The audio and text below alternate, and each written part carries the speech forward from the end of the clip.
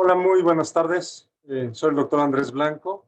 Soy pediatra, soy especialista en medicina crítica pediátrica. Quiero agradecer a la doctora Mundieta, a todo el personal del Hospital Pediátrico de Iztacalco por haberme invitado a participar en esta ponencia.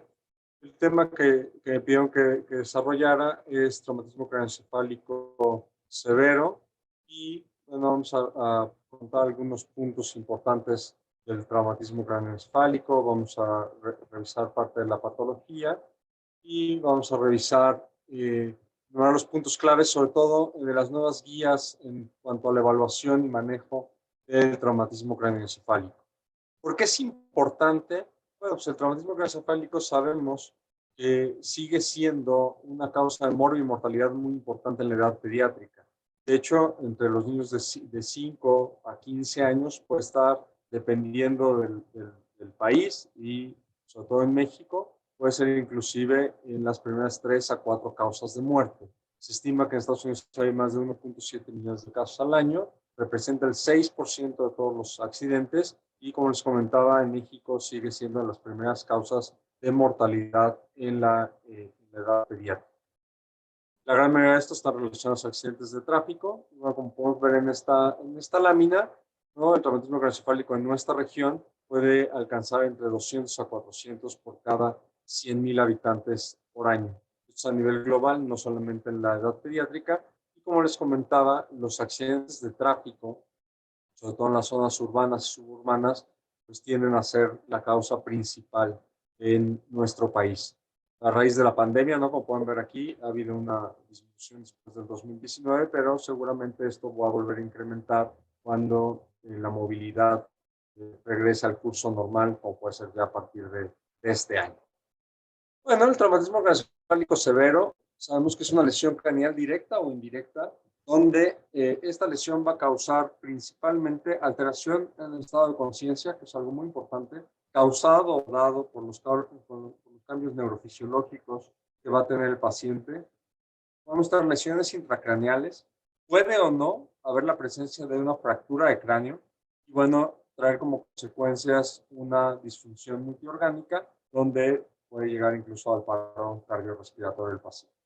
La clasificación, como ustedes saben, lo vamos a ver un poquito más adelante cuando revisemos un poquito la escala de Glasgow. Pues la escala de Glasgow nos permite de una manera objetiva evaluar al paciente y hablamos de un puntaje en esta escala de Glasgow que está hecha directamente para trauma de cráneo, menor o igual a 8, pues puede ser una causa o podemos sospechar de un traumatismo craneoencefálico severo, ¿no?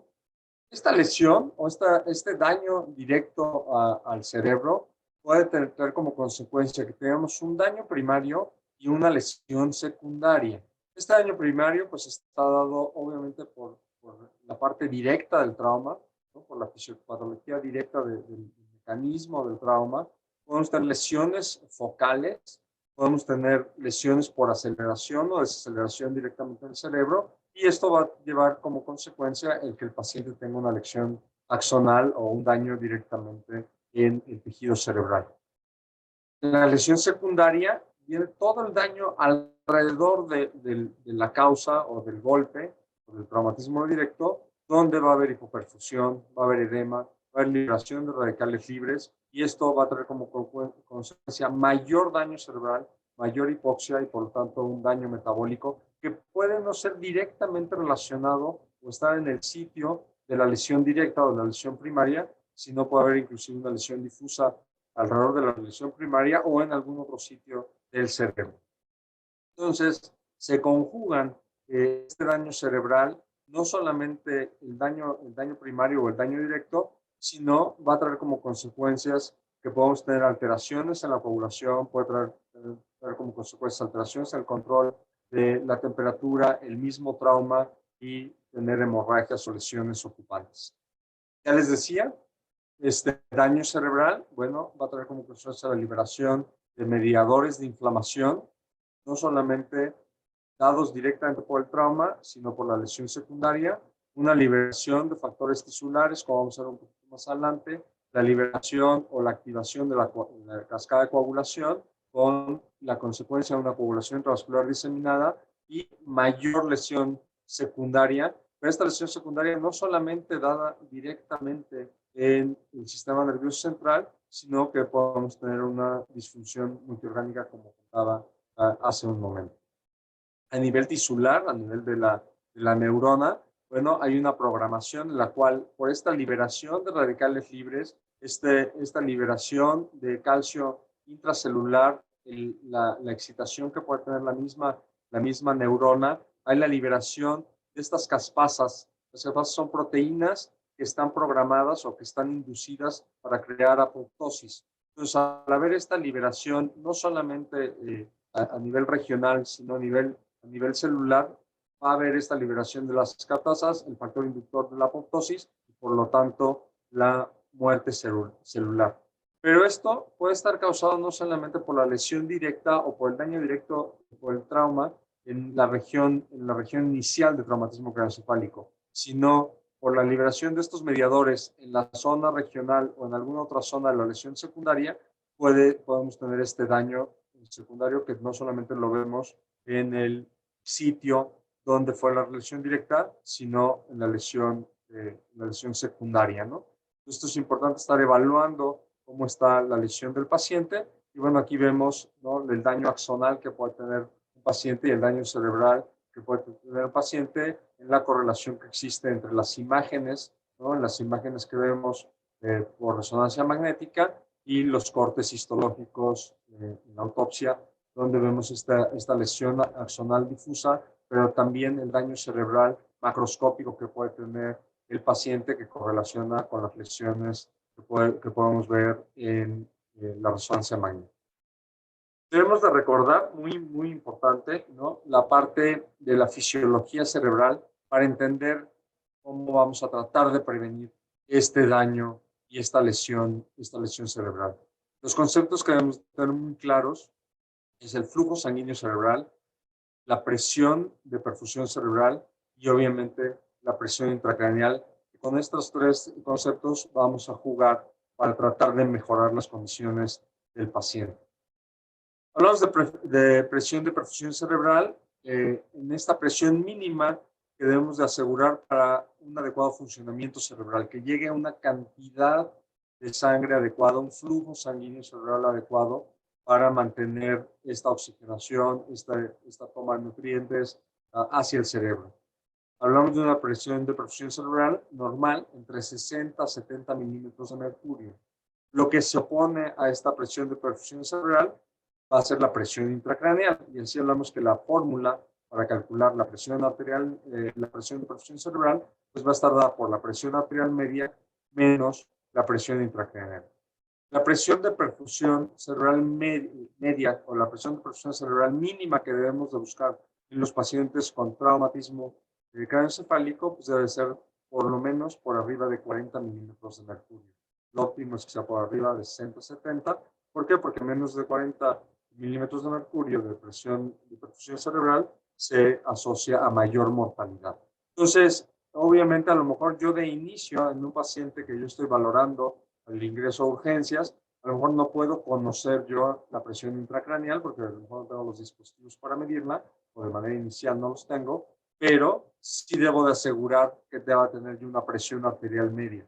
Si yo sospecho que el paciente tiene una presión intracraneal elevada, ¿no?, y por lo tanto tiene los cambios neurológicos secundarios a hipertensión intracraneal, entonces esa presión intracraneal yo debo asumir que por lo menos está por arriba de 10 milímetros de mercurio, 15 milímetros de mercurio. Entonces, por lo menos yo debo tener una presión arterial media por arriba de 60-70 para que así, al restar esos 15 o 20 milímetros de mercurio que pueda tener de presión intracraneal, pues la presión de perfusión cerebral se mantenga por lo menos por arriba de 40 o 50. Entonces, esta es una meta muy importante que vamos a ver más adelante, en mantener una presión arterial media adecuada para asegurar una presión de perfusión cerebral adecuada.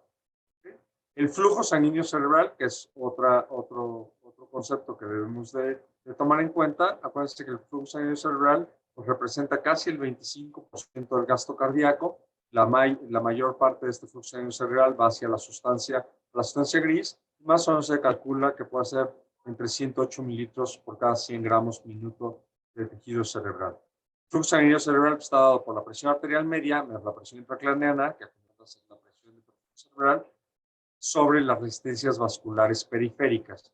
Y este flujo sanguíneo cerebral nos habla del consumo metabólico de oxígeno cerebral. Es difícil que nosotros lo medamos, pero sí sabemos que el aumento de la presión intracraneana o la disminución de la presión de perfusión cerebral pues va a traer como consecuencia los cambios vasculares y disminución en el flujo sanguíneo cerebral. El flujo sanguíneo cerebral se relaciona o se está dado principalmente o se regula principalmente por la presión arterial de CO2 y por la presión arterial media. Entonces, si yo aumento la presión arterial media, puedo hacer que mejore mi flujo sanguíneo cerebral. Y si yo tengo aumento en la presión arterial de CO2, eso va a causar vasodilatación, aumento de la presión intracraneana y disminución del flujo sanguíneo cerebral. Entonces, este equilibrio que debemos de tener entre la regulación de mi presión de perfusión cerebral y el flujo sanguíneo cerebral va a hacer que mi cerebro obviamente tenga los sustratos y la oxigenación adecuada.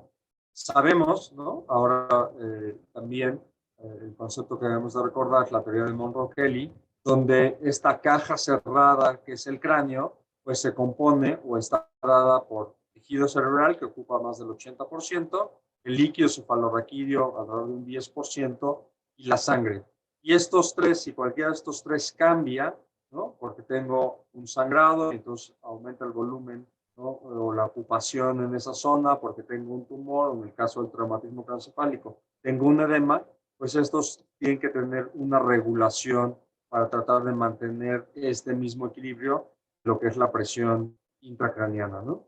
Para mantener esa presión intracraniana, pues obviamente lo primero que se va a ver disminuido o afectado va a ser o el líquido cefalorraquídeo, que puede compensar de manera rápida, o el flujo sanguíneo cerebral o la cantidad de sangre dentro del cerebro. Si la presión intracraniana va subiendo, pues los mecanismos de regulación se van perdiendo, ¿no? Entonces, acuérdense que cuando hay cambios en el volumen intracraneal, como vemos en la parte superior del lado derecho de la lámina, ¿no? Para que aumente la presión intracraneal, podemos tener una fase compensatoria o una fase donde la complianza al cerebro todavía está adecuada, en la fase 1, en la cual aunque haya aumento del volumen intracraneal, la presión intracraneal no va a tener grandes cambios, todavía estamos compensando, ¿no? Pero en la fase 2, donde empieza a haber ya ligeros cambios en la presión intracraneana, todavía el volumen intracraneal lo podemos compensar, o puede haber cierta compensación, hasta llegar a la fase 3, donde ya hay una baja confianza, ya estos mecanismos de compensación se pierden y la presión intracraneana sube rápidamente, ¿no? Como decía, bueno, lo que se trata es mantener una presión intracraneana menor de 10. Calcula que niños debe ser entre 3 y 7 milímetros de mercurio, una presión intracraneal normal, y por arriba de 10 consideramos que la presión intracraneal está elevada, ¿no? Entonces, los mecanismos compensadores, obviamente, primero va a tratar de ser el líquido cefalorraquídeo y el volumen sanguíneo intracerebral, pero si esto no compensa, estas fases de confianza, esta fase de tratar de compensar por parte del cerebro sin elevar la presión intracraneal se pierden, y en ese momento esta parte de autorregulación que puede haber entre la presión de perfusión cerebral, la presión arterial media y el flujo sanguíneo cerebral, esta autorregulación, como vemos en la gráfica, en la parte media de la gráfica, donde hay una autorregulación para tratar de compensar el flujo sanguíneo cerebral, tiene esta disrupción, se pierde totalmente, y entonces la presión intracraneana empieza a aumentar, dando como consecuencia daño cerebral, ¿no? Cuando nosotros monitorizamos la presión intracraneana, ¿no? Hay que recordar que al igual que tenemos la monitorización de la presión venosa central, la presión arterial, la pulsoximetría, bueno, conocer las curvas de la presión intracraneana normal, que es la curva A, el lado izquierdo, donde tenemos tres ondas, la P1, P2 y P3, donde si bien no está claramente establecido fisiológicamente los cambios que hay que producen esta variación en las curvas, se asume que la P1 está dada por el pulso arterial, ¿no? Principalmente hacia los plexos coroideos, y P2 y P3 está dado por este flujo venoso retrógrada de los pulsos coroideos, ¿no? O sea, el flujo sanguíneo que se regresa a través de las yugulares hacia los plexos coroideos, y eso da P2 y P3. Lo que nos tiene que dar muy claro es que P1 siempre va a ser mayor a P2 y P3. Si P2, como vemos en la gráfica de al lado, es mayor que P1, quiere decir, o podemos inferir, que hay datos de baja confianza, de que el cerebro no está pudiendo compensar, y obviamente esto se traduce en presión intracraneana, ¿no?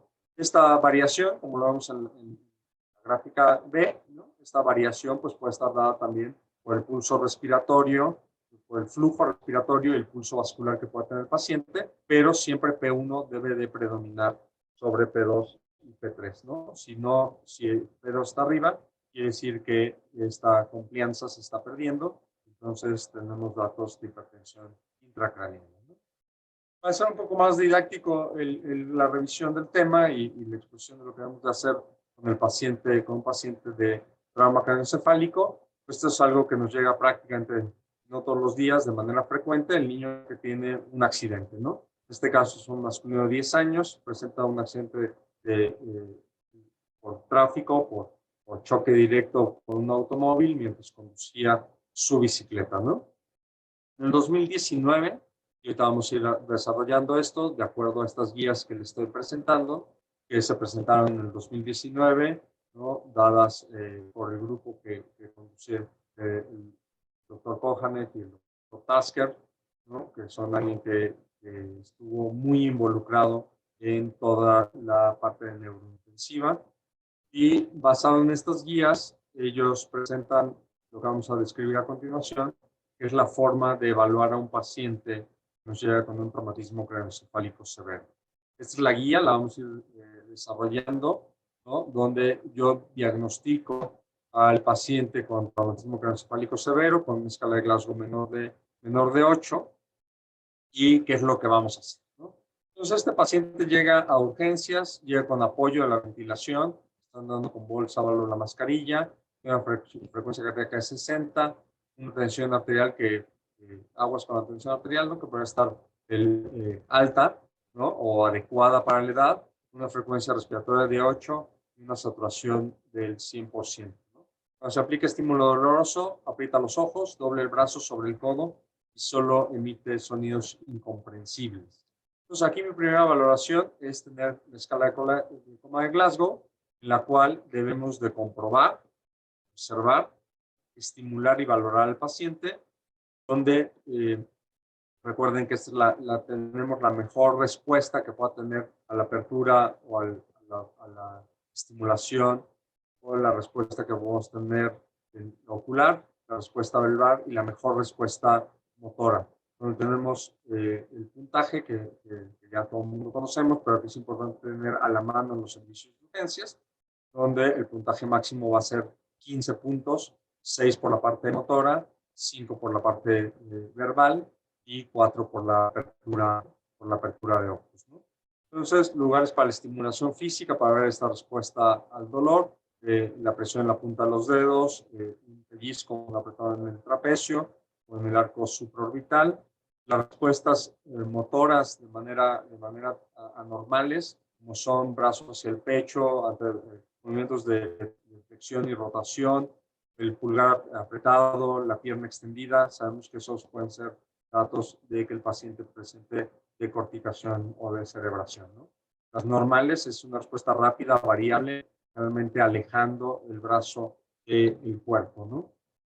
Y así tenemos también, obviamente en pediatría, la escala modificada para lactantes, donde ellos pues no se pueden comunicar de manera verbal, pero sí podemos tener un balbuceo o una actitud adecuada de llanto del bebé, si el paciente está irritable, si llora ante el dolor, gime ante el dolor, o no hay ninguna respuesta, ¿no? La apertura ocular prácticamente espontánea al habla o al dolor, y los movimientos anormales, retirar al tacto, retirar al dolor, la flexión anómala, la extensión anómala o ninguna respuesta, ¿no?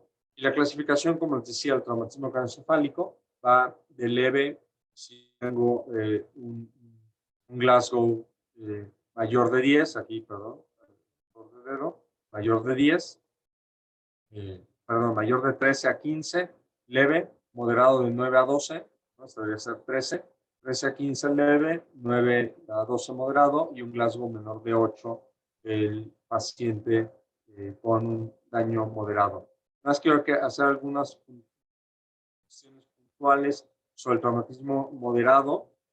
Es el traumatismo que también ese paciente, de acuerdo al mecanismo de lesión y las lesiones generales que pueda tener el paciente o asociadas con fracturas en otros sitios, la edad del paciente, sobre todo si es un paciente lactante, un paciente menor de 2 años, ese paciente probablemente debamos de vigilarlo de manera un poco más juiciosa, porque si bien en ese momento pudiera quedarnos no claro si el paciente pues está irritable, pero no sabemos si fue por el golpe, por el dolor, porque lo estamos explorando y a lo mejor el Glasgow ya no me dio de 13 o de 14 y el paciente a lo mejor está quedando dormido y de repente la apertura ocular no es tan adecuada, los movimientos pues, pueden quedar bien, y entonces ese Glasgow entre 10, 12, 14, debemos de ser muy cuidadosos en no mandar a ese paciente de manera inmediata a su casa, sino vigilarlo y si queda la sospecha o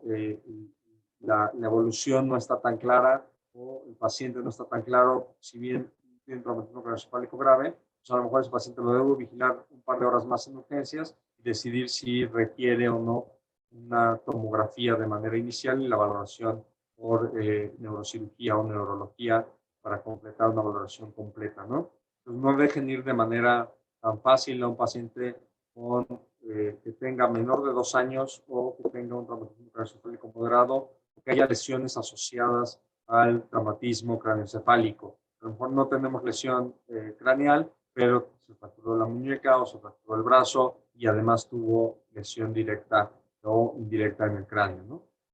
Entonces, bueno, ¿por qué es importante esto? Porque, bueno, esto es en adultos, pero bueno, podemos ver aquí la mortalidad, ¿no? Con un Glasgow de 15, ¿no? Perdón, con un Glasgow de 15, un paciente de 15 años, pues prácticamente el porcentaje de mortalidad es muy baja. Conforme la edad va subiendo y el Glasgow va bajando, pues la mortalidad va aumentando y de manera inversa, su pronóstico es mucho mejor aquellos pacientes que tienen un mejor Glasgow y la edad es mucho menor, ¿no? Entonces, pues sí, el escala de Coma Glasgow nos mantiene o nos permite de manera objetiva valorar a este tipo de pacientes.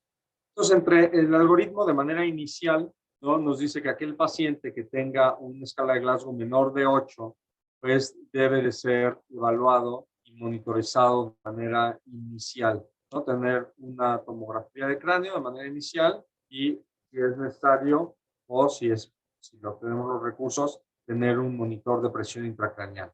Y en la línea basal, que ahorita la vamos a ir desglosando, tener adecuadamente los siguientes parámetros, ¿no?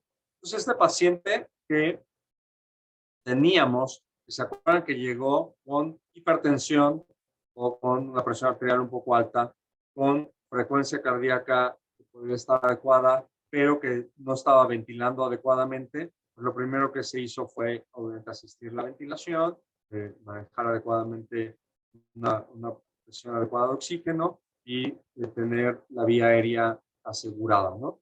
Por eso aquí en el manejo, la frecuencia cardíaca bajó a 60, la frecuencia respiratoria está en 18, pero ya asistida, una tensión arterial que sigue siendo ligeramente elevada para la edad y la saturación de oxígeno que ahorita está en 100%. Ahorita vamos a hacer algunas cuestiones puntuales de tener que evitar esta hiperoxia de este paciente que no la necesita, ¿no? A la evaluación tiene un Glasgow de 7, tiene pupilas anisofóricas y hiporrefléxicas, la narina tiene restos hemáticos, la boca sin alteración, el cuello tiene un collarín cervical, la tórax tiene buena entrada y salida aérea, los ritmos cardíacos están normales y el resto de exploración prácticamente nada más hay abrasiones. Entonces, ¿qué vamos a hacer con este paciente en este manejo inicial? Bueno, tener esta hora dorada, lo cual yo puedo restituir de manera agresiva y de manera inicial tratar de controlar o tratar de llevar a este paciente a sus valores fisiológicos, descartar la hipertensión intracraniana y tener o darle el manejo adecuado al paciente, no solamente en la parte neurológica, sino en la parte sistémica, ¿no? Ya decíamos, evitar a toda costa la hipoxia, tampoco necesitamos hipercapnia, ¿no? Manejo agresivo con restitución hídrica, que aquí en los últimos años sabemos que ha habido controversia en el aumento o el uso agresivo de utilizar mayores cantidades de volumen. Entonces, tratar de evitar la hipotensión arterial y mantener una adecuada presión de perfusión cerebral, pero no se trata de encharcar al paciente porque eso está claro que nos aumenta la mortalidad, ¿no? Y obviamente llevar al paciente a tomografía. Esta es la tomografía de este paciente, ¿no? En la cual vemos una gran fractura, un gran hematoma galeal, ¿no? Pero vemos a nivel del parénquima cerebral la pérdida de las estructuras donde no logro identificar las cisternas, no logro identificar los ventrículos y hay prácticamente un borramiento de todas las cisternas, ¿no? Esta es la gran fractura que vemos en el paciente y la línea media que se encuentra ligeramente desplazada, ¿no? La reconstrucción, la gran fractura de cráneo que presenta este paciente. Y aquí la primera cosa es tenemos que evaluar de manera objetiva estos hallazgos tomográficos, ¿no? Está la escala de Lawrence Marshall, donde vemos una lesión difusa tipo 1, donde el cerebro se ve prácticamente normal. La 2, donde veo las cisternas visibles, puede haber cierto desplazamiento de la línea media y pueden aparecer algunas lesiones tensas. Una lesión 3, como es el caso de este paciente, donde no veo las cisternas o están ausentes, están totalmente comprimidas. Hay un desplazamiento ligero de la línea media y puedo tener lesiones densas.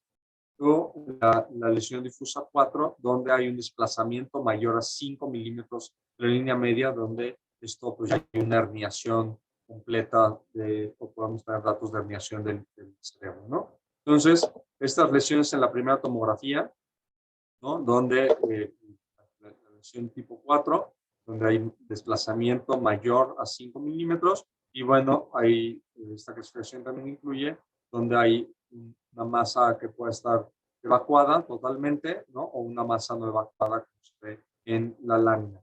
¿Esto por qué es importante? Porque el índice de presión intracraneal o de aumento de la presión de hipertensión intracraneal en estos pacientes, pues es lo que ven ahí a continuación. Las tipo 1, yo puedo asegurar que ese paciente prácticamente no va a causar con datos de hipertensión intracraneal, pero a partir de la tipo 2 ya puedo tener hasta casi el 30% de presión intracraneal con una mortalidad, ¿no? Casi del 30% también. Y a partir de la tipo 3, que aumenta la presión intracraneal, la mortalidad obviamente va aumentando, los resultados no van a ser los óptimos.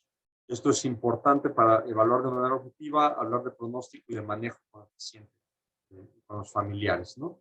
La escala de Rotterdam es otra escala fácil de hacer, donde igual vemos las cisternas basales, están comprometidas o están ausentes, como es el caso de este paciente, que aquí tendría 2 puntos. El desplazamiento de la línea media es menos de 5 milímetros, como es el caso de este paciente, que seguimos con 2 puntos. El desplazamiento, un punto mayor de 5 milímetros. Si hay sangrado epidural, 0, si está ausente, si está presente o 1 si está ausente, o el sangrado intraventricular igual 0 o 1. ¿Y esto por qué? Porque a mayor puntaje, obviamente mayor mortalidad. Este paciente está entre 2 y 3 puntos, pues su mortalidad es alrededor del 16%, ¿no? Vemos totalmente las estructuras borradas y este paciente, pues me queda claro que tiene un gran edema cerebral y que va a cursar, obviamente ya cursa, pero va a cursar con datos de hipertensión intracraneal. Aquí es importante que clínicamente ya teníamos datos de sospecha de esta hipertensión intracraneal, teníamos bradipnea, teníamos hipertensión intracraneal y cambios en la frecuencia cardíaca, ¿no? La teoría de Cushing, donde podemos inferir que ese paciente está empezando a cursar con datos de hipertensión intracraneal, además de los cambios pupilares clínicos que teníamos, ¿no? Es importante, si en la medida de los recursos que tenemos, que tengamos una medición de esta presión intracraneal para poder manejar nuestro paciente de manera óptima, ¿no? Ya sea tener una medición de la PIC de manera intraventricular, donde además me va a permitir evacuar o disminuir el líquido cefalorraquídeo como parte del manejo de esta hipertensión intracraneal, o podemos tener intraparenquimatosas en el espacio subaracnoideo, ¿no? Esto va a depender de los recursos que yo tenga en mi unidad y también del neurocirujano que me ayude con la colocación. El manejo basal, pues es obviamente el mismo que hacemos con cualquier paciente grave en nuestro ABC, donde hay que asegurar esta vía aérea, ¿no? Sobre todo si el paciente tiene datos neurológicos o esa escala de coma de Glasgow, que a lo mejor llegó con 9, 10, 11 puntos, pero está deteriorando ese paciente, no es para que tenga 8, 6, 5 puntos para poder yo intubar o tomar la decisión de intubar a este paciente, donde me va a permitir eh, eh, asegurar mi vía aérea, poder manejar el CO2 de este paciente y poder manejar la oxigenación de este paciente, ¿no? Ya decíamos, la ventilación es muy importante, evitar la hiperoxia, tener saturaciones por arriba del 92%, ¿no? En el caso del monitor que vemos ahí, está con 100%, este paciente hay que bajarle más la FiO2, mantener una presión de CO2 adecuada, entre 35 y 37 milímetros de mercurio, y una presión arterial media, ya decíamos, mayor de 80, mientras yo tengo un captor de PIC, asumir que la presión intracraneal está por arriba de 10, entonces mi presión de perfusión cerebral materna por lo menos por arriba de 40, 50 milímetros de mercurio. Analgesia y sedación muy importante en estos pacientes porque eso va a ayudarme a disminuir el gasto metabólico cerebral y por lo tanto esto me va a permitir disminuir el flujo sanguíneo cerebral y por lo tanto disminuir la presión intracraneal. De nada me sirve que el paciente tenga dolor, que tenga agitación, que esté incómodo, que esté moviendo. Pues bueno, utilizar lo que tenga yo de recursos en mi unidad para sedar al paciente y mantenerlo cómodo. Y si es necesario, sabemos que los relajantes musculares últimamente también han sido causa de controversia en la ventilación mecánica, pero bueno, también pueden ayudar a reducir la presión intracraneana, al reducir la presión intratorácica, mejorar el flujo venoso, mejorar el acoplamiento de la ventilación mecánica. Entonces, si es necesario o lo considero necesario de manera inicial y de manera corta, utilizar paralizantes musculares, ¿no? Entonces, en mi volumen intravascular, debo yo asegurar una presión intracraneal menor de 20 milímetros de mercurio, una presión de perfusión cerebral por lo menos mayor de 40 y tener mi parte hemodinámica adecuada, donde tengo un gasto binario adecuado, tener metabólicamente al paciente de manera óptima, ¿no? Evitar la hiperglicemia, ya sabemos que la hiperglicemia también se asocia a mortalidad, pero también evitar la hipoglicemia, también se asocia a mayor mortalidad. En la terapia osmolar, manejar un sodio por arriba de 140 miligramos por litro, que vamos a ver un poquito más adelante, donde el sodio hipertónico, las soluciones hipertónicas juegan un papel importante en el manejo de la presión intracraneal y que bueno, que metabólicamente el paciente esté estable, ¿no? Sabemos que si esta presión arterial media disminuye o baja o no es la adecuada, ya sea por deshidratación, por el mismo metabolismo, de manera espontánea, pues va a disminuir la presión de perfusión cerebral, va a haber mayor vasodilatación, aumento del volumen cerebral y esto, por lo tanto, va a como consecuencia más edema y mayor aumento en la presión intracraneal. Entonces, debo de monitorizar de manera continua al paciente para tener una presión arterial media que asegure una presión de perfusión cerebral adecuada y con esto disminuir el riesgo de que la presión intracraneal aumente. La cabeza a 30 grados se ha visto que es una medida óptima, la cual me permite ayudar al retorno venoso y por lo tanto esto disminuir la presión intratorácica, disminuir la presión abdominal y por lo tanto que el flujo sanguíneo cerebral mejore en el paciente con daño cerebral, ¿no? Mejorar la oxigenación, pero evitar la hiperoxia, muy importante, ¿no? Sabemos que esta hiperoxia puede causar también mayor cantidad de daño, mayor liberación de radicales libres. Entonces, tener una PaO2 por arriba de 80 y una saturación de oxígeno por arriba de 92. Normoperfusión, asegurarnos que hay una perfusión sanguínea, por todo lo que ya platicamos.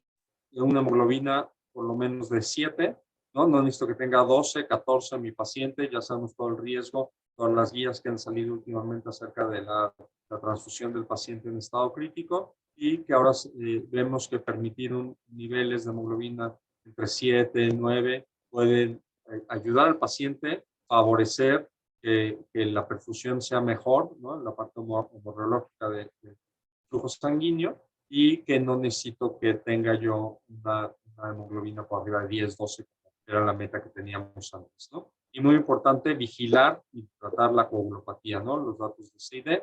Y ahorita vamos a hablar un poco acerca de la normotermia, que se considera sobre todo aquí lo más importante es evitar la hipertermia, ¿no? Evitarle la fiebre a toda costa al paciente para disminuir su metabolismo, ¿no? Ya decíamos, tratar la coagulopatía, ¿por qué? Pues porque este mismo daño, esta misma lesión tisular va a activar tanto la vía extrínseca como la vía intrínseca y esto puede desencadenar el estado de la coagulación intravascular diseminada, donde, como sabemos, va a haber primero un estado de hipercoagulación, luego viene el estado de fibrinolisis y bueno, toda la coagulopatía por consumo que podemos tener en estos pacientes. Entonces, vigilar también de forma estrecha los valores de fibrinógeno, dinero D, los tiempos de coagulación y tratar la coagulopatía que puede ser una causa que aumente la morbilidad en este tipo de pacientes. El electroencefalograma de manera continua, o por lo menos de manera intermitente, porque esto podemos monitorizar de manera precoz la aparición de crisis convulsivas, ver si hay zonas focales o lesiones en zonas focales y dependiendo del resultado de este electroencefalograma, recuerden que no está escrito que de manera profilaxis nosotros utilicemos anticomiciales, pero sí si vemos alguna lesión focal o cambios en el ritmo del electroencefalograma, pues está justificado el utilizar anticonvulsivos como el levetiracetam o la fenitoína de manera inicial, ¿no? Este punto es muy importante del paciente crítico, no solamente en el neurológico, sino en todos los pacientes críticos, iniciar nutrición tan pronto como sea posible. Ya habíamos dicho evitar la hipoglicemia y todos los trastornos metabólicos o ácido base que puedan aumentar la mortalidad del paciente. Este manejo basal es algo que podemos hacer o debemos de poder hacer en cualquier unidad de urgencias donde estemos acostumbrados o donde estemos recibiendo este tipo de pacientes.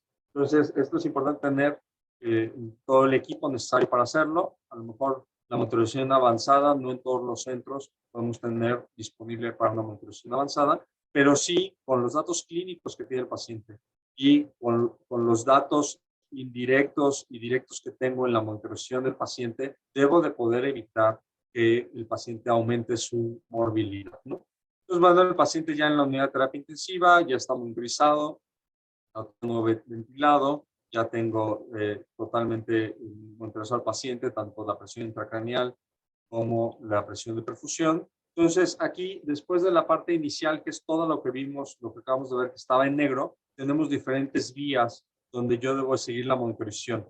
La vía de la herniación, o sea, si el paciente tiene datos de herniación, la vía de la presión intracraneal como tal y la vía de la presión de perfusión cerebral que vamos a ver a continuación.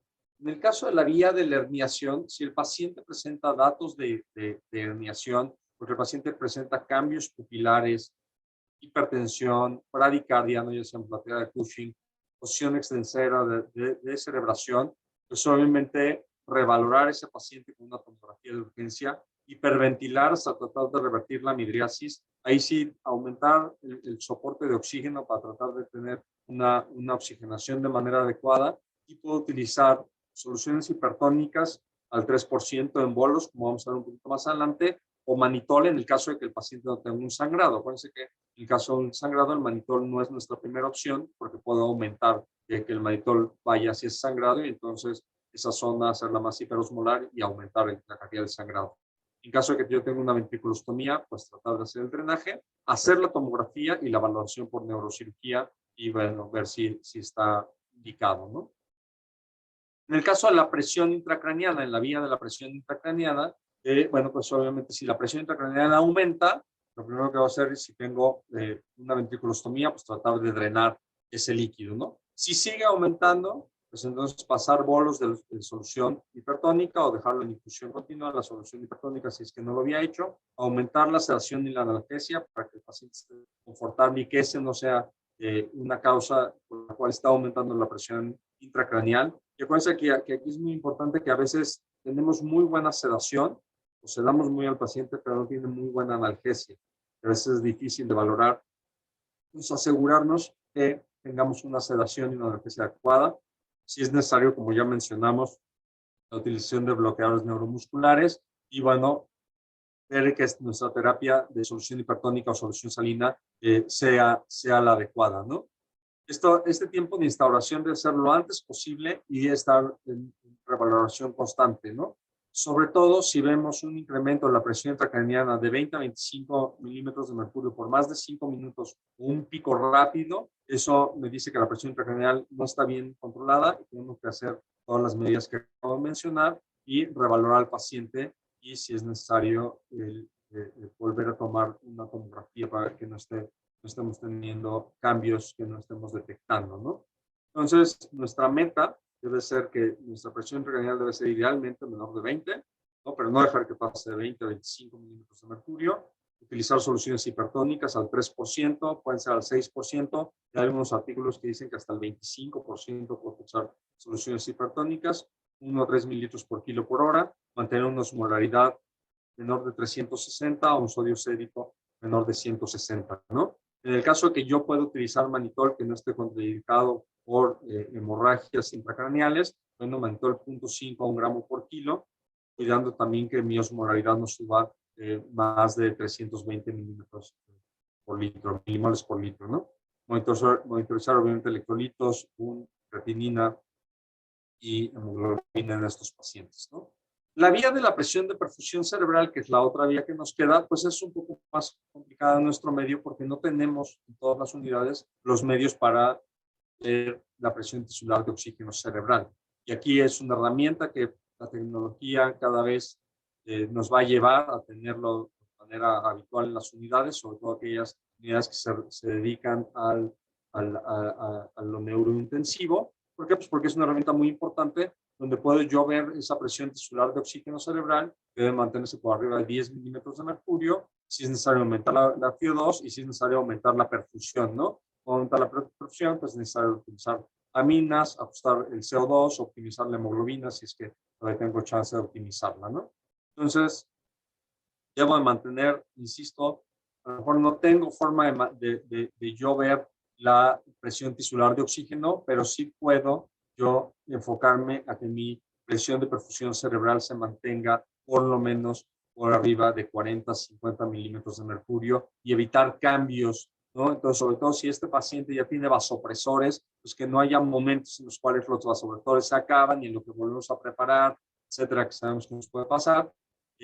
Esa presión de perfusión cerebral se nos cae, ¿no? Y entonces tenemos estos picos en los cuales aumenta la presión intracraneana, disminuye la presión de perfusión cerebral, y pues aumenta el daño cerebral del paciente, ¿no? Estos son los monitores de presión de cerebral, tisular, ¿no? Donde tengo valores, donde permite ver o valorar la infusión. Hay algunos monitores que se ha tratado, los monitores que tenemos no invasivos, ¿no? Como el NIRS y demás, que se ha tratado de equiparar o tratar de ver de manera no invasiva y que yo pueda monitorizar la presión tisular de oxígeno, aunque para trauma lo ideal es que sea un monitor invasivo, pues un monitor conectado, donde yo puedo ver justamente la presión tisular de oxígeno de manera directa, ¿no? Este sería lo ideal, ¿no? En las unidades de neurointensivos, donde yo pueda monitorizar, ¿no? En tiempo real, de manera, no solamente como valor, en manera de ondas, donde yo tengo un monitor de presión intracraneal, ¿no? En la primera figura que ven ustedes, donde puedo ver la presión intracraneal media, la presión de perfusión cerebral y el índice de reactividad del paciente. Tengo un monitor, ¿no? Que se suma, donde veo la presión tisular de oxígeno y, bueno, idealmente el monitor de microdiálisis, donde puedo ver justamente el metabolismo cerebral, entonces ver cómo está el lactato, el piruvato, ¿no? Cómo se está consumiendo el metabolismo cerebral y entonces con eso hacer los ajustes. Obviamente esta tecnología difícilmente está disponible en todas las unidades, difícilmente está disponible en algunas unidades, pero bueno, lo ideal, así como tenemos la monitorización no invasiva, bueno, pues que los centros, sobre todo de referencia de neurotrauma, tengamos la posibilidad de monitorizar de manera clara a este paciente, ¿no? Las terapias secundarias, ya que estamos refractarios a todo esto, a las terapias de primer nivel, a que yo le puse sodio hipertónico, a que optimicé la sedación y la analgesia, ya optimicé la oxigenación, ya mejoré el CO2 y sigue mi paciente con datos de hipertensión intracraneal. Bueno, pues son terapias secundarias que muchas veces no necesariamente en los estudios están descritas que van a favorecer al paciente y prácticamente el pronóstico de este paciente pues, es muy malo y la mortalidad es muy alta, ¿no? Entonces, uno, pues es la cirugía, ¿no? Ahorita vamos más adelante, utilizar barbitúricos, ¿no? O llevarlo a coma barbitúrico este paciente. La hipotermia, que ahorita vamos a hacer algunas menciones sobre hipotermia. Bajar todavía más el CO2 y tener metas de CO2 alrededor de 28 a 32, 34 mililitros de mercurio y tener una terapia osmolar mayor, o sea, tener 160, esos 320, 340, esos 160 de sodio, esos 320, 360 de osmolaridad, pues elevarlo un poco más, ¿no? La craniotomía descompresiva, este es un punto que debemos de tener mucha comunicación con el neurocirujano, porque el timing, el momento de la valoración y el momento de meterlo, mejora el pronóstico, ¿no? Si es de manera inicial. Si este paciente que iniciamos el manejo, la presión intracraniana, pues ahí van 10, 15 minutos de mercurio, a las 12, 14 horas, a lo mejor ya estamos entre 15 y 20 minutos de mercurio. Bueno, no esperarnos a que ese paciente llegue con pics de 30, 40 y demás, que a lo mejor ya el daño cerebral es muy intenso, sino ese progreso en la presión intracraniana que ya no se baja tan fácilmente y ya la complianza no está tan adecuada, P2 empieza a estar por arriba de P1 y demás, a lo mejor no tengo que esperar a que llegue a 40 milímetros de mercurio, sino de manera temprana porque el pronóstico es mayor en aquellos pacientes que se hizo una craniotomía descompresiva de manera adecuada y su pronóstico, si es en estas primeras 24, 48 horas, es mayor, ¿no? Por eso aquí es muy importante lo que decía, la comunicación con neurocirugía. El coma barbitúrico, bueno, pues nos ayuda también a disminuir el metabolismo basal del cerebro y por lo tanto el que haya menor daño, ¿no? Pero acuérdense que los barbitúricos o el tifental tenemos sobre todo como efecto secundario hipotensión, cambios cardiovasculares y acidosis que pueden aumentar o ser un factor más de daño al cerebro. Entonces tenemos que estar monitorizando muy bien que esas tres cosas no estén presentes durante el coma barbitúrico y disminuir o tratar de disminuirlo en las siguientes 24 a 96 horas, porque después de eso pues, prácticamente su efecto ya no está mejorando el pronóstico del paciente. La hipotermia, como ustedes saben, se ha vuelto todo un tema controversial, si sirve, no sirve y demás. Insisto, la parte fundamental es evitar hipertermia. Y en la gran mayoría de los artículos, en estas guías, en la revisión Cochrane del 2020, lo que se ha visto es que hipotermia moderada, tener una temperatura entre 34 y 35 grados, 24 horas y luego un recalentamiento en 48 horas pudiera favorecer o disminuir este metabolismo basal del paciente y tener ciertas mejorías. En muchos estudios se ha visto que la hipotermia menor de 34 grados puede aumentar inclusive la mortalidad por todas las complicaciones que lleva la hipotermia. Y en algunos estudios se ha visto que utilizar 34, 35, 36 grados prácticamente es lo mismo en traumatismo craneoencefálico severo y que lo que es muy importante es, insisto, mantener normotermia e evitar la fiebre, ¿no? La fiebre establece, ¿no? Hiperventilación, bueno, pues ya veíamos que al hiperventilar al paciente, pues voy a lograr hacer cierta vasoconstricción, disminuir el flujo sanguíneo cerebral, que eso por lo tanto disminuye la presión intracraniana, pero el sostener también niveles bajos de CO2, pues va a causar mayor daño al paciente. Pues pueden ser medidas temporales o tratar de, en lugar de tener yo metas entre 32 y 36, 37 milímetros de mercurio de CO2, pues a lo mejor si el paciente con 28, con 30, lo mantengo más o menos estable, pues puede ser que eso me ayude a mantener una presión intracraniana mucho mejor, ¿no? Insisto, estas terapias secundarias deben ser instauradas si veo que mis esfuerzos de manera inicial no están siendo, pero si el paciente se mantiene estable, logra una buena presión de perfusión cerebral y presión intracraniana se mantiene más o menos baja, pues no necesito yo forzosamente hacer todas estas terapias secundarias, ¿no? La terapia hiperosmolar que puede ser instaurada de manera inicial desde el servicio de urgencias si se acredita un traumatismo craneoencefálico o un daño cerebral, ¿no? Utilizar terapias hiperosmolares donde puedo utilizar soluciones hipertónicas entre el 3 y el 6%. Hay artículos que dicen que hasta el 25% podemos utilizar de terapia hiperosmolar. La gran mayoría de los centros utilizamos entre el 3 y el 6%, o los iniciales de 2 a 5 mililitros por kilo, y luego mantener una infusión continua alrededor de 0.1 hasta 1 mililitro por kilo por hora, donde mi meta va a ser llevar ese sodio sérico por arriba de 160 miliequivalentes por litro y osmolares alrededor de 360 miliosmoles por litro, ¿no? El mecanismo de acción es que al utilizar terapias hiperosmolares tiene un factor homorreológico, entonces la perfusión cerebral va a ser mejor y entonces esto va a permitir que la tasa metabólica sea mejor en el cerebro y por lo tanto disminuye el daño y sobre todo el daño en esas zonas de penumbra donde a lo mejor la lesión todavía no está bien establecida, ¿no? Esa lesión periférica, y que eso me permita que el paciente, el daño sea más localizado y no tan difuso, no tan grave como lo vimos en manera inicial si es que no lo hacemos de manera oportuna, ¿no?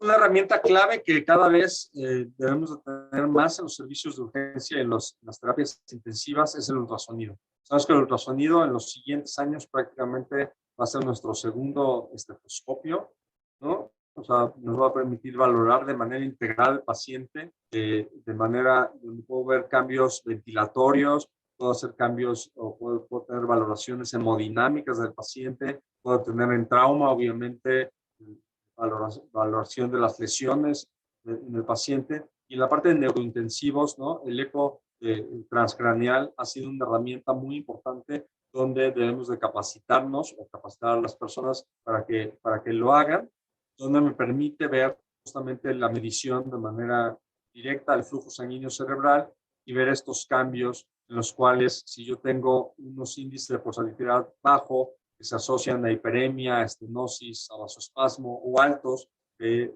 se asocian a hipertensión intracraneal, junto con la medición de la vaina del nervio óptico, de estos cambios en la vaina del nervio óptico, donde si la vaina está más ensanchada de lo habitual, pues tengo mayor a 3 milímetros, puedo inferir que también tenemos datos de presión intracraneal.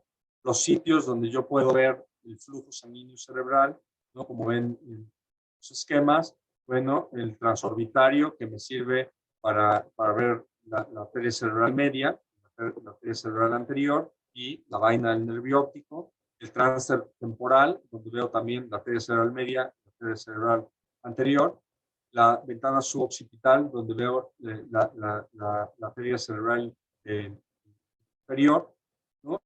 Y el submandibular, que me permite ver la arteria carótida, pero también un proyecto de la arteria carótida intracerebral. Entonces, puedo tener de una manera general los trayectos y los flujos cerebrales y, bueno, pues también alteraciones en los flujos cerebrales que pueden llevar a que áreas del cerebro estén ya muertas o con infartos, ¿no? O inclusive, pues es una ayuda para el diagnóstico de muerte cerebral, ¿no?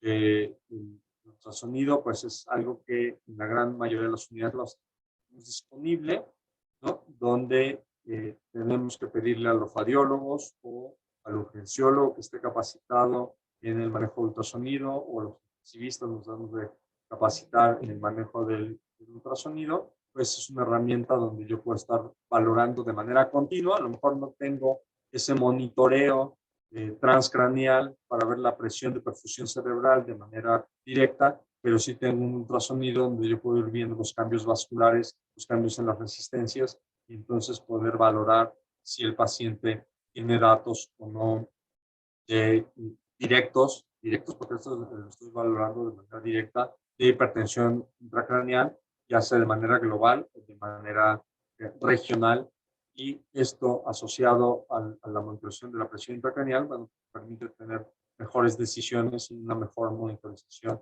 de un paciente con daño cerebral. En conclusión, esto es muy importante que tomemos en cuenta que el traumatismo craneoencefálico sigue siendo una causa de morbimortalidad en la edad pediátrica, ¿no? Lo más importante que debemos de trabajar en los profesionales de la salud es en la prevención de accidentes, en dar clases en los centros de educación, dar clases a los padres sobre la importancia de la prevención de accidentes, los que nos dedicamos a la consulta diaria de pediatría también. Es muy importante cuando les damos una recomendación a los pacientes, nos preguntan sobre si el niño ya puede usar patines, patineta, patín del diablo, scooters, de bicicleta, etcétera. Bueno, pues que sí, de acuerdo a la edad del niño, pero que la utilización de cascos es de vital importancia, ¿no? Si bien puede ser riesgoso fracturarse una muñeca, un brazo o una pierna, pues el traumatismo craneoencefálico puede ser todavía mayor, ¿no?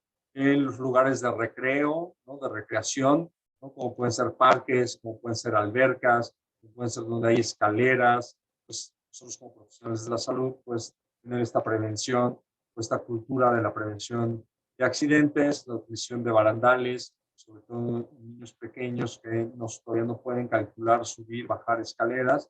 Bueno, pues obviamente esto debe ser de vital importancia, y fomentar esta cultura de prevención de accidentes, donde pues los niños obviamente no tienen nada que jugar en una azotea o en una zona donde no hay barandales, donde hay tragaluces, etcétera, todo lo que ya sabemos, pero que es importante nosotros hacer esta énfasis en la prevención de los accidentes, ¿no? Y en lo que respecta a los accidentes de tráfico, pues solamente ahí el adulto es el principal responsable, porque son los únicos que podemos manejar. Entonces, ser muy cuidadosos en la utilización de elementos de sujeción para los pacientes pediátricos, ya sea niños menores de 2 años o de 10 kilos que tienen un portabebés, o los niños más grandes en un sistema de sujeción que va hacia los cinturones de seguridad o directamente hacia la carrocería, y tener obviamente las precauciones al momento de manejar, ¿no? La evaluación y tratamiento oportuno puede cambiar el pronóstico de estos pacientes. O sea, a lo mejor yo en mi unidad no tengo la tecnología o todas las herramientas para la monitorización, pero la evaluación clínica de este paciente, el mecanismo de lesión que tiene este paciente y el inicio del tratamiento oportuno, o sea, en todas las unidades yo puedo intubar perfectamente al paciente, puedo ventilar perfectamente al paciente. En la gran mayoría de las ocasiones puedo tener una monitorización continua de la presión invasiva, de la presión arterial, y entonces tener una presión de perfusión, una presión arterial media adecuada, y asegurarme que, si bien a lo mejor no tengo forma de medir de manera inicial la presión intracraneal, sí puedo tener una presión arterial media, puedo asegurar una presión arterial media adecuada. En todas las ocasiones puedo yo tener una sedación y analgesia de manera adecuada al paciente, y entonces sí, ya teniendo todos estos elementos, con mis recursos, bueno, pues si yo puedo tratar ahí al paciente, tratarlo, o si es necesario referirlo a un centro de mayores recursos, pues enviarlo de manera adecuada. Aquí juega un vital papel en esta evaluación inicial y el tratamiento oportuno, el papel de enfermería y el papel de la gente de inhaloterapia, ¿no? Sabemos que tanto en inhaloterapia, que tengamos los recursos adecuados para el manejo del ventilador, y el cuidado continuo que puede tener enfermería de estos pacientes en la movilización del paciente, en la administración de manera inicial de los medicamentos, en la evaluación que ellas hacen de manera continua del dolor, de la sedación, de los cambios que puede tener el paciente, es de vital importancia para disminuir esta morbimortalidad que puede tener este paciente, ¿no? Es por ello que es muy importante que en nuestros centros, ¿no? Ya seamos un centro de trauma o un centro que nos puede llegar un paciente, tengamos nuestras guías propias, ¿sí? A lo mejor yo no tengo en mi unidad de manera inicial el que esté el neurocirujano las 24 horas y tenga yo forma de ponerle un captor de PIC, pero sí puedo tener a lo mejor de manera inicial al personal de ultrasonido, y entonces mis guías debo de yo proponer que ese paciente de manera inicial, pues tiene que tener una valoración de ultrasonido, ¿no? Tiene que tener una valoración inicial del dolor y de la sedación del paciente. Tengo que tener una gasometría para mover adecuadamente el ventilador y tener mi CO2 óptimo. Tengo que tener todo el apoyo por trabajo social o las personas que me apoyen para la contención y explicación a los familiares y que eso también disminuya el estrés y toda la parte de lo que hacemos como pediatras, que no solamente tratamos al niño, sino también tratamos a la familia. Entonces, crear nuestras propias guías en el manejo del paciente con traumatismo craneoencefálico, así como de otro tipo de pacientes graves, y obviamente la simulación, ¿no? La simulación en el área de la salud, realmente el que nosotros hagamos ejercicios de simulación, como lo hacemos para reanimación cardiopulmonar, como específicamente, o como lo hacemos en algunas otras cosas, me permite estar preparados para el personal de salud, ¿no? Entonces, y me permite saber quién le toca hacer, o cada quien sepa qué tiene que hacer en el momento oportuno. Entonces, esto es muy importante, que ya basado en nuestras guías, que las guías permeen y estén hechas por todos los involucrados, enfermería, trabajo social, la parte de inhaloterapia, ¿no? Obviamente pediatría, cirugía, neurocirugía, etcétera, ¿no? Y después que podamos estas guías hacer los ensayos adecuados con simulación para que estemos preparados en el momento que recibe este paciente y entonces que todo el mundo sepa lo que le toca hacer y eso fluye de manera más fácil el que el paciente reciba este tratamiento de manera oportuna. Muy bien, esta es la última diapositiva. Quiero nuevamente agradecer a todas las autoridades del Hospital Pediátrico de Iztacalco por la invitación y mayor de los éxitos para este congreso. Esperemos que el próximo año nos podamos ver de manera presencial y que podamos discutir uno a uno en las aulas, ustedes en ese hospital. Estoy a sus órdenes. Aquí está mi mail si alguien tiene alguna duda o alguna pregunta. Pues también estoy para servirles. Muchas gracias. Estoy para servirles.